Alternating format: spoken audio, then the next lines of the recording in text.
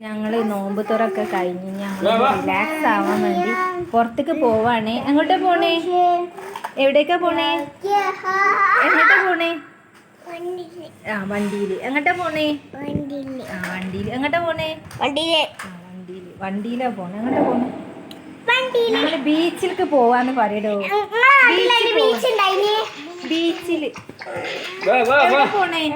എങ്ങോട്ടാ പോണേ? ബീച്ചിൽ പറയും.